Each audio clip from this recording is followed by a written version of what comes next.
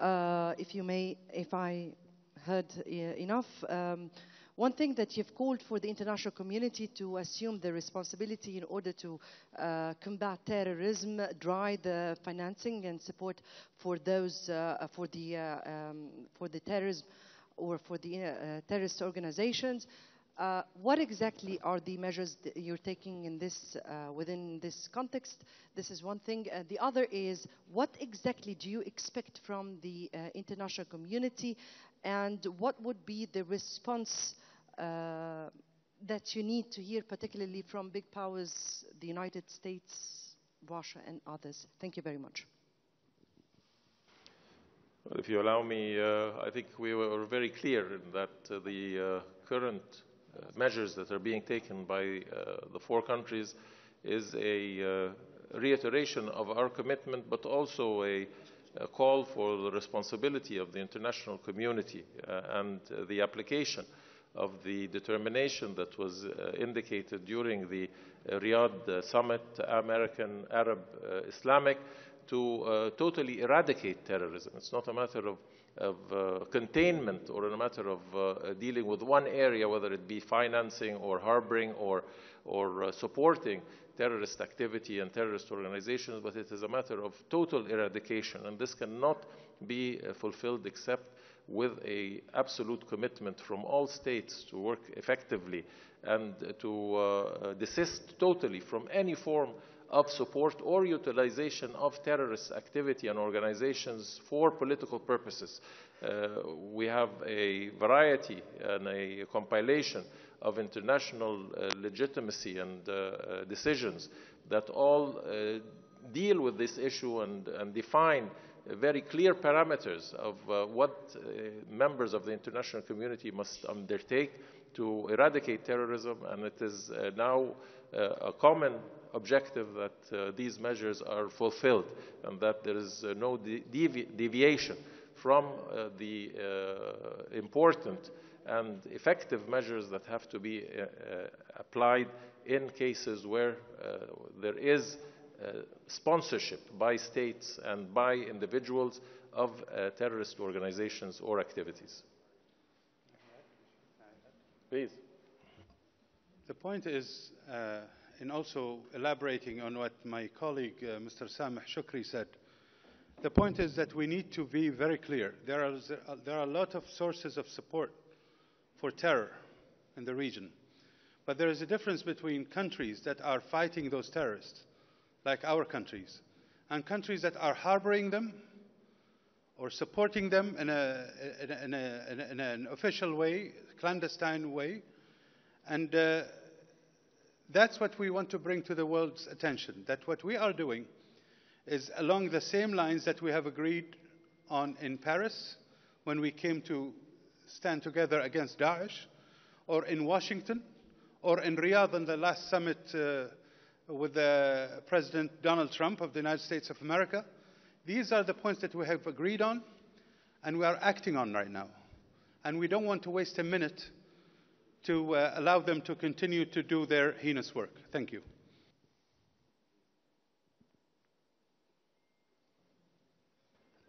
With regards to what we are doing to fight terrorism, we have a comprehensive approach. I believe my country is on the forefront of countries fighting terrorism. I call it the 3 M's, the men, the money, and the mindset. To fight the men, we have equipped our forces, improved our intelligence. We have been vigilant in going after terrorists, killing and capture them. We have improved our intelligence capabilities, beefed up our infrastructure protection, and we have turned a situation where we were on defense to one where we are on offense. We have stopped over 100 potential attacks against Saudi Arabia because of this. And because of the intelligence capabilities we built, and because of the relationships we built with many countries around the world, we helped to unravel terrorist plots against other countries long before it happened. If you remember the air cargo bombs that were going to be sent to the US, there were many other examples where we have worked with, provided intelligence to countries because of our capabilities that resulted in the failure of terrorist attacks. That's one. With regards to the money, we have put in place strict financial controls in our banking system. We prohibit the charities from sending money abroad. We have better oversight of cash coming in and out of the country. We have laws that criminalize the funding of terrorism in Saudi Arabia. We have laws that criminalize any of our citizens going to areas of combat to join that combat. And we have now have a much better handle on finances and any finances that go to terrorists. We have jailed, we have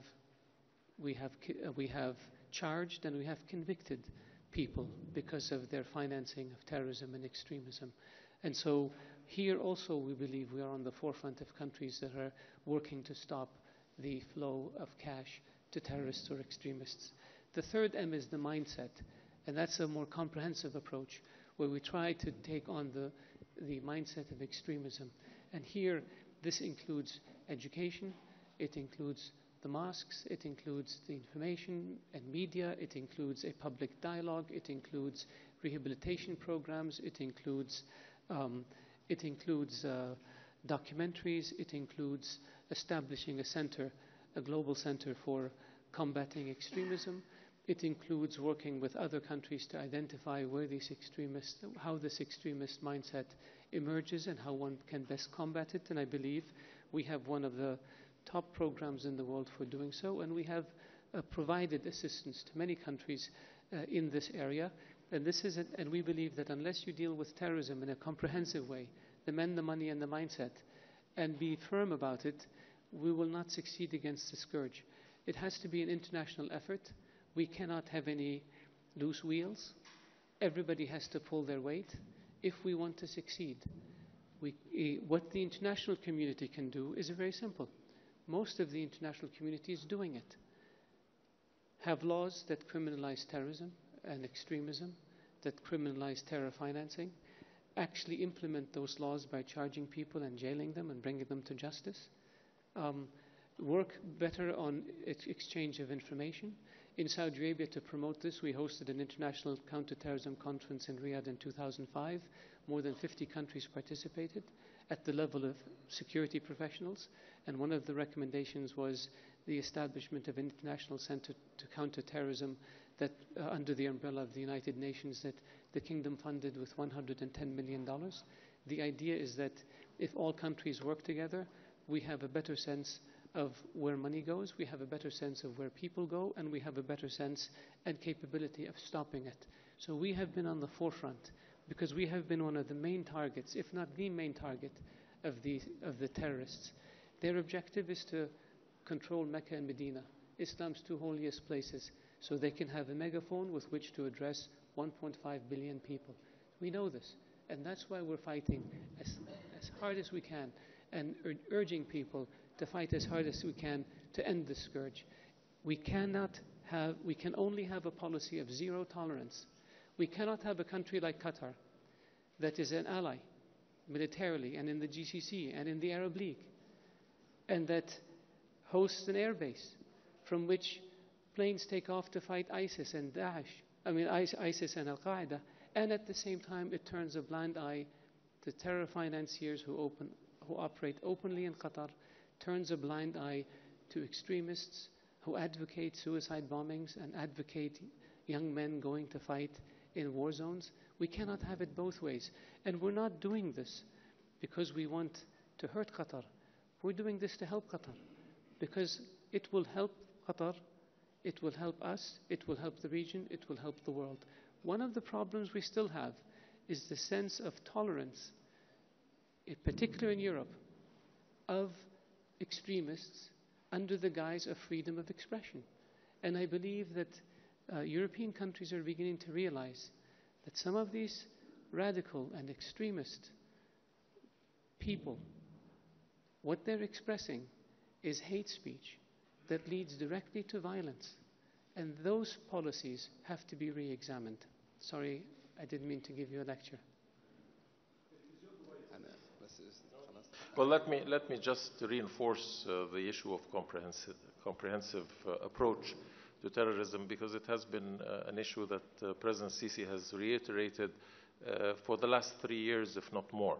And that is, we cannot act selectively. We cannot address the issues of certain organizations and discount others, whether they are called by whatever name, whether it is Ansar Bait al-Maqdis or Muslim Brotherhood or Shabab or Boko Haram or Daesh or ISIL. If we do not deal with in a comprehensive nature with all of these organizations, if we don't deal with the financing and the logistic support and the provision of armaments, and we do not deal with the ideological basis upon which these organizations operate and recruit, then we will never be able to eradicate this problem. It is that comprehensive approach that the international community must address, and we must answer the difficult questions of learning from past experiences. How has this come to develop? How have these organizations expanded their activities? How have these foreign fighters